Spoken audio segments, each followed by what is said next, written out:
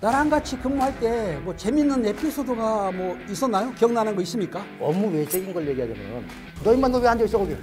아 죄송합니다. 너 임마 이거는 카트 고참이 그냥 엎드리면 엎드립니까? 안 엎드려요. 왜 엎드려요? 저도 한 가빠하고 한 팔뚝 합니다. 한번 벗어볼까요 우리? 참죠? 아 참을 합니다. 선배님한테는 안 될 것 같아. 희망이를 죄송해요. 기다릴게. 제가 참아주겠습니다.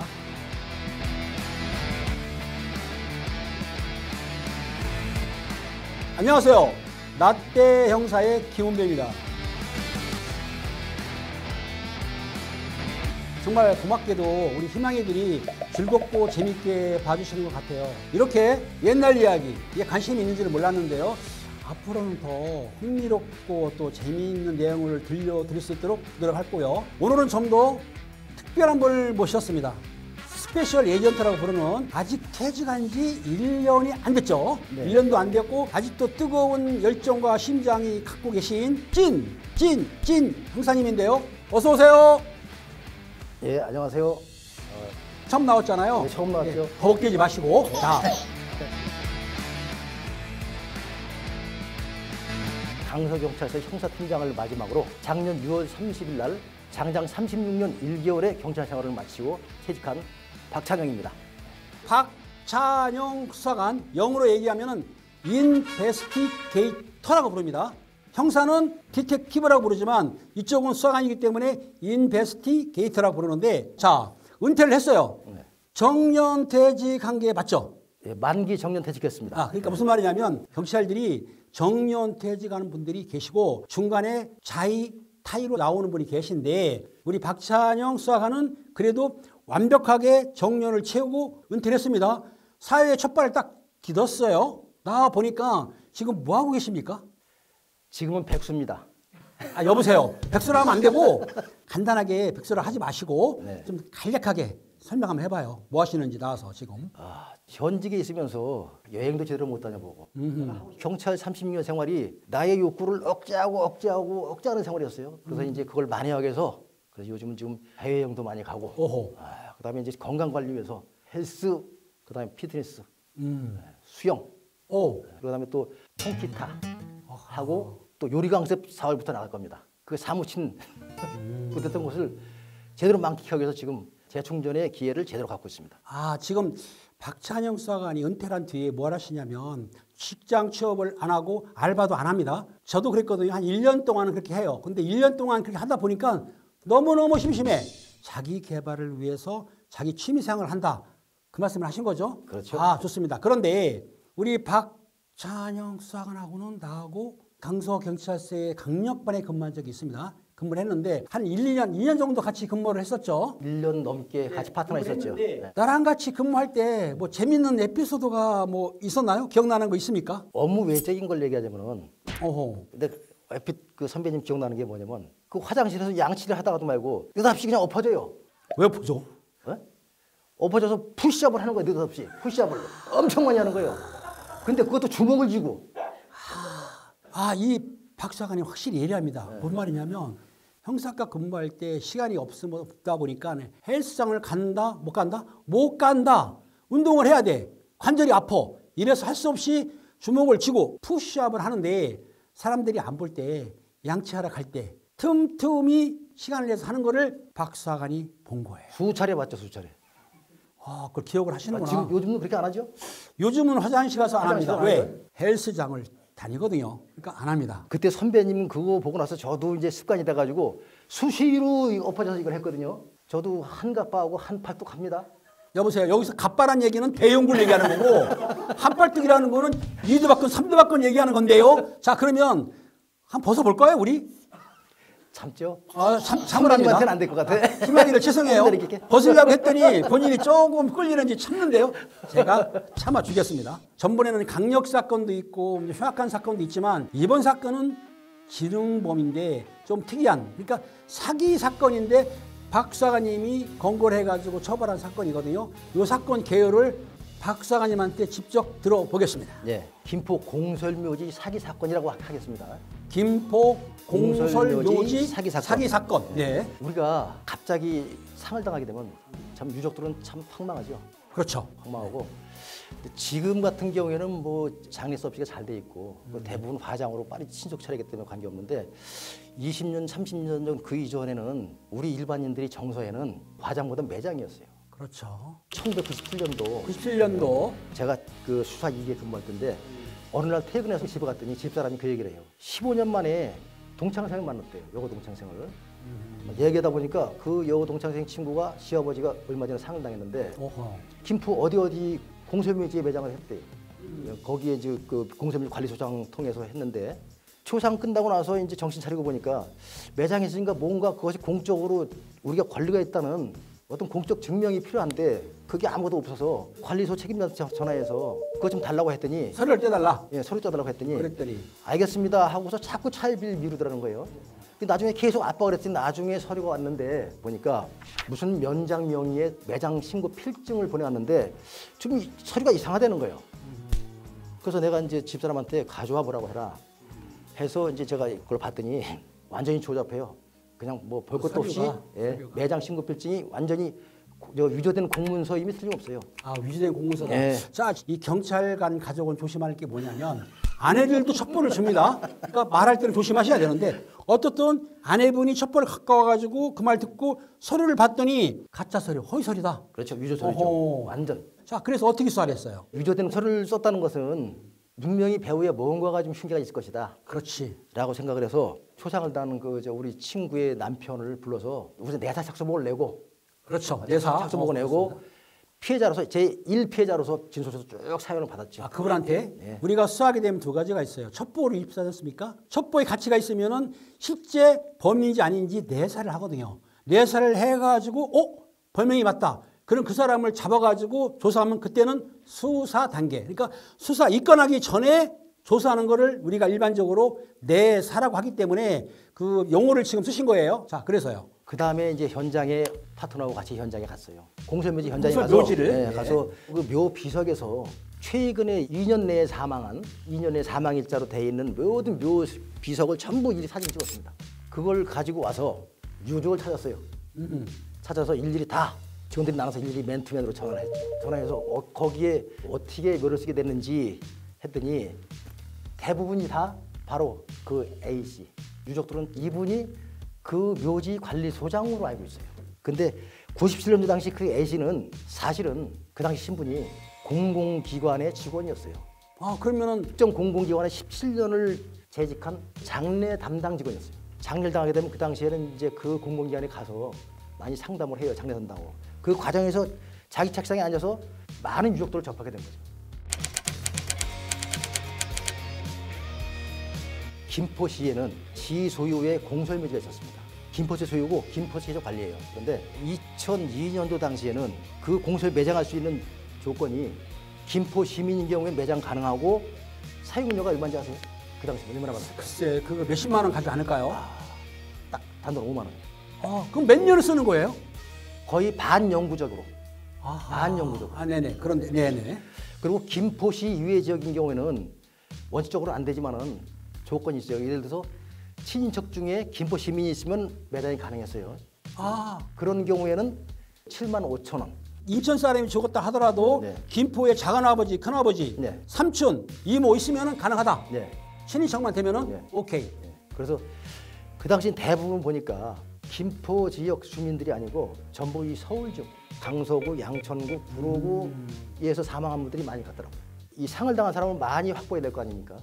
그렇죠. 그래서 이제 그 주범 A 씨는 또 공범 B 씨로 하여금 수도권 일대, 이 서울 서부권, 그다음에 부천, 인천 지역의 장례 업체들하고 계속 이렇게 네트워크를 깔아놓습니다. 그래놓고서 갑자기 상을 당한 사람들을 그런 사람들 찾아내서 좋은 데 있습니다. 상당히 수도권 가깝고 좋은 데 있습니다. 같이 가보실까요 하고 직접 가서 현장을 보여줍니다. 상당한 사람들을 찾아다녀가지고 좋은 조건이 있으니까 네. 매장할 때가 있다. 네. 할 것이냐 이렇게 무리한다는 얘기죠. 그렇죠. 예, 그래가지고 그렇게 확보해가지고 오면은 모든 장례 절차를 진행시켜줘요. 장례 절차는 것이 때문에 한다. 예. 오케이. 그리고 거기에 비용 들어가는 것이 보통 이제 일반적인 물품가는 비석, 상석 있죠. 관이라든지 네. 조화라든지 관, 네, 모든 거. 네. 그 가격 플러스 순수한 묘지값을 묘지값. 보통 200에서 300만 원씩 받습니다. 아까 묘지값이 얼마라 그랬죠? 묘지 사용료 5만 원이나 7만 그렇죠. 5천 원. 근데 이 사실을 얘기하지 않아요. 장례를 치르는데 관이라든지 조화라든지 비석 같은 게 한 400 들었어. 예. 그러면 405만 원이면 되는 거를 이 사람들은 800만 원을 받았겠네요. 그렇죠. 2배 정도를. 그렇죠. 그래서 지금 유족들은 어떤 사람은 자기가 땅을 산 줄 알아. 아, 그 땅이 예, 산 줄 알아요. 자기 땅이다. 자기 땅 된 줄 아는 사람도 있어요. 그 전혀 개념이 없이 그냥 그만큼 지불을 했으니까. 그러면은 그게 드러났잖아요, 나중에. 그럼 이 사람 어떻게 됐어요? 그래서 그 당시 공범들하고 그다음에 A 씨 그때 2명을 구속을 했죠. 아, 그 공범들하고 그 브로커 네. 구속해두면 직업이 파면됐겠네요. 자, 그래서 그 사건이 인해서 그 A 씨는 공공기에서 파면이 됐습니다. 파면이 됐죠. 파면이 네네. 되고 그 당시 제가 그 수사 2개인데 수사 2개 근무할 때인데 아시지만 다양한 사건을 하잖아요. 특별법 각종 사건. 그렇죠. 그러다 보니까 금방 또 그런 사건을 할 수는 없어요. 다른 사건을 계속 하다 보니까 세월이 한 6년 흘렀어요.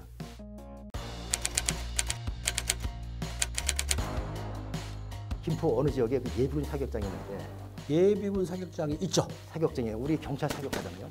사격 가는데 보니까 옆에 또 그 묘지가 있는데 보니까 그것도 공설 묘지야. 그때가 1월 달이었는데 눈이 쌓여 있고 갑자기 그 생각이 나는 거예요. 까맣게 졌던 게.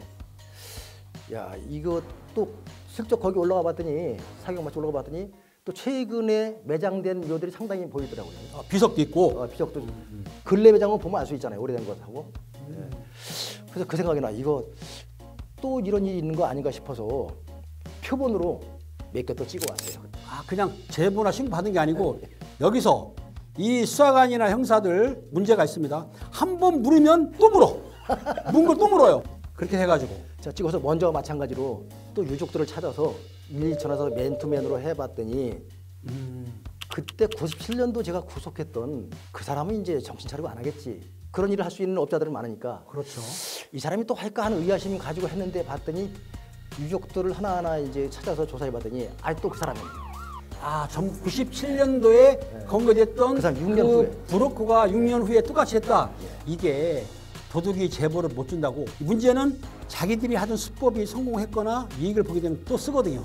그렇게 해서 해 먹었는데 이게 참 재밌는 게 하필이면 박 형사 잡은 놈 또 잡는 사람, 이거 때리는 놈 또 때리는 사람이 해치를 한 거야.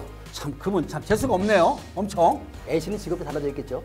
그렇죠. 그때 파면이 됐으니까. 그분은 이제 그 김포시 모 지역에서 땡땡 장의사를 운영하고 있었어요. 여직원을 두고. 아, 직원 두고 사무실에. 사업가네요. 예. 땡땡 장의사를 하고 있었고 위치가 바뀐 거죠. 97년도에는 자기가 유족들을 확보하는 일이 있고 일은 딴 사람이 하는데 이번에는 다른 BC, CC라는 브로커하고도 결탁이 돼가지고 이분들은 뭐 인천 뭐 부천 지역에 장례시장 있죠. 거기에 네트워크를 발을 뻗쳐가지고 계속 유족들을 확보하고 그리고 본인이 직접 현장에 일을 하는데 이때 유족들 진술을 받아봤더니 마찬가지로 이분이 그 묘지 관리소장으로 알고 있어요. 이게 무슨 말이냐면 가족들이 사망하게 되면 사실 경황이 없거든요. 그러니까 장례업자들이 뭐 20만 원짜리를 30만 원 하더라도 그냥 당하는 편이고, 근데 내가 선산이 있으면 가능은 한데 선산이 없으면 장소를 구하는데 이게 사실 힘들거든요. 비싸기도 하고. 이런 사람들을 이렇게 접근했다는 거 아닙니까? 그렇죠. 접근해가지고 똑같은 방법이죠. 전번처럼 몇만 원짜리를 또 몇백만 원 튀겨 먹는다? 뻥튀기로? 그렇죠. 와, 이 사기꾼 맞네요. 그래가지고. 어차피 이것도 수사 기법은 똑같잖아요. 일단은 몇 사람 진술 받은 다음에 이번에 압수수색 영장을 받았어요. 압수영장. 받아서 어딜 받았냐면은 2군데. 첫 번째는 땡땡 장의사 사무실. 장의사 사무실. 사무실. 네. 두 번째는 땡땡 읍사무소 사무실. 매장 신고. 매장 신고증을 찾기 위해서. 신고. 그러니까 자, 두 번째 범행에서는 대부분 다 첫 번째 혼났잖아요. 97년도. 그래서 그때 단속 당했죠. 매장 신고를 해줬어요, 다시. 위조한 게 아니고 정식으로 발부받아서 해줬다. 해줬어요. 좀 업그레이드 됐네요. 네. 네. 그 당시 그러면은 이 행정기관에서는 거기 관리 어떻게 했느냐? 지금은 뭐 많이 이제 뭐 촘촘하게 제도적으로 뒷받침이 됐겠지만은 사실상 관리가 안 돼요. 예를 들어서 거기에 누가 매장하고 가만히 있으면 그냥 매장되는 거예요. 아니 그러면 공동묘지 크잖아요. 네. 그러면은 장소에 비어있는 데 있고 뭐 이렇게 1, 2, 3, 4 있으면 그 순번대로 가는 게 아니고 내가 좋은 데 가서 먼저 선점하면 된다. 그렇죠. 바로 그게 그 당시에 그래서 이 사람들이 이런 짓을 할 수 있었던 거예요. 공무원들 같은 경우 사실상 앉아 있다가 사망한 다음에 매장 신고 왔을 때 그때서 보고서 뭐만 보느냐? 이 사람이 5만 원짜리 내야 될 김포 주민이 맞나?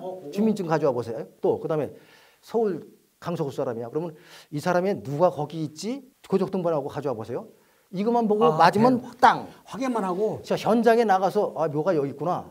이게 확인이 안 되고 그다음에 현장 자체도 묘가 구획이 나눠져서 1번인 번호가 남바랑이 매겨지든지 이렇게 있어야 되는데 그게 없어요. 자, 그럼 궁금한 거.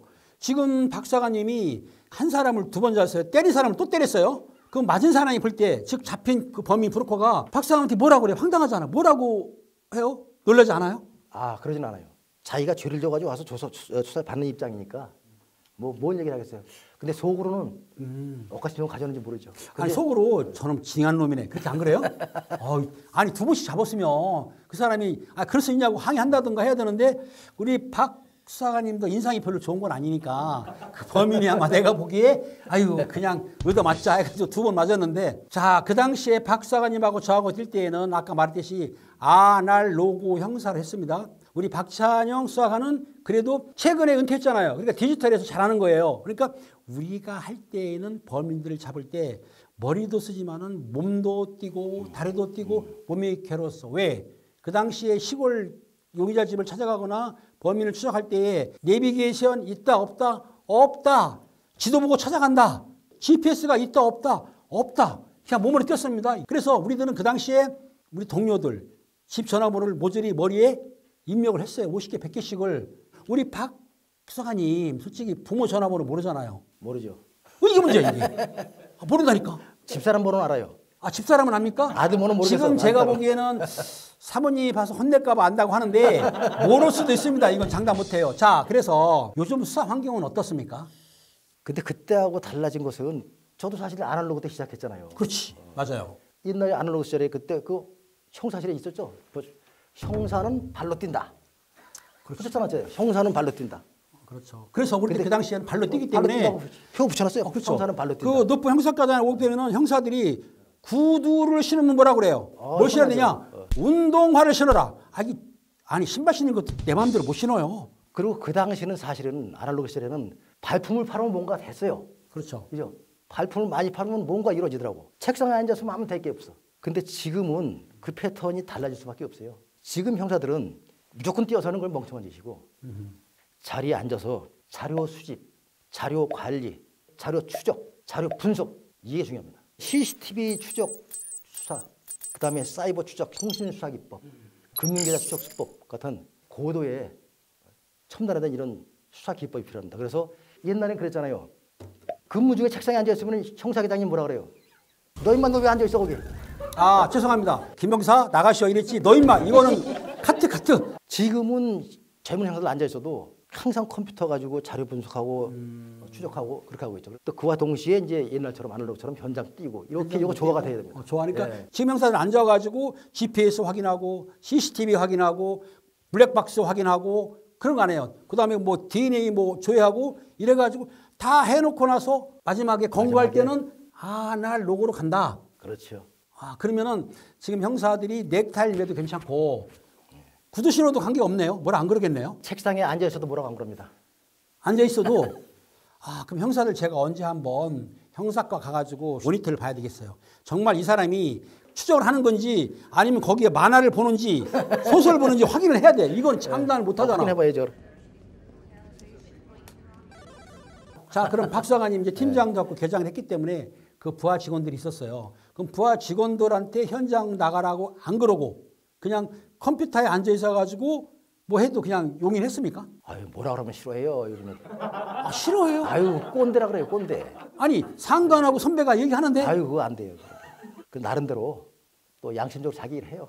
그래서 믿기도 하죠. 믿기도 하지만 거기서 또 뭐 옛날처럼 그 잔소리했다가는 그건 뭐 거기서 뭐 완전히 꼰대 되고 말아요. 옛날 꼰대 되는 건 별로 즐거운 일이 아니야. 그건. 후배들 이렇게 입이 주둥이 나오면 무서워요. 이래서 형사도 바뀝니다. 그러면 하나 더 물어볼게요. 고참 형사예요.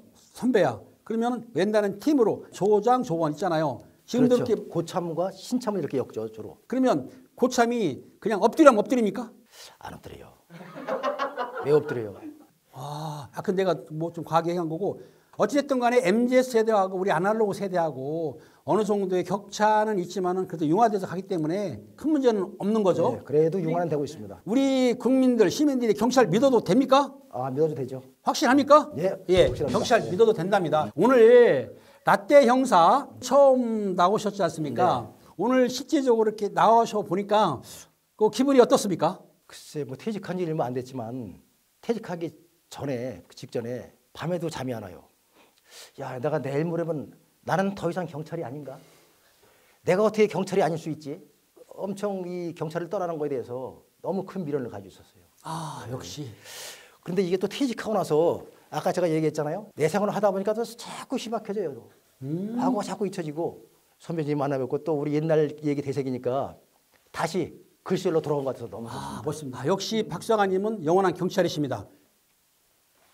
오늘은 공설 묘지 사기 사건에서 알아봤습니다. 알아봤는데 제일 중요한 거는 이런 사건이나 피해 당할 때는 확인을 해야 되는데 단편적이지 말고 교차 확인, 즉 크로스 체크라고 있습니다. 좌에서 우로, 위에서 좌로, 앞에서 뒤로, 위에서 아래로 교차로 해서 그렇죠. 교차해야 되는 건데 전화할 때 한 군데만 하지 말고 여러 군데 하라는 얘기예요. 쉽게 얘기해서 혼자 생각하지 말고 자기 같이 있던 친구, 지인, 형사 그리고 우리 희망이들은 누구한테 전화할까요? 라떼 형사한테 전화하면 돼요. 모두 해결해 줍니다. 잊지 마시고요. 아, 이번 주도 무탈하고 행복하기를 제가 바라면서요. 저는 다음 주에 다시 돌아가겠습니다. 감사합니다. 네, 반갑습니다. 예. 빠진 거. 다음 주에 다시 돌아가겠습니다. 감사합니다. 감사합니다.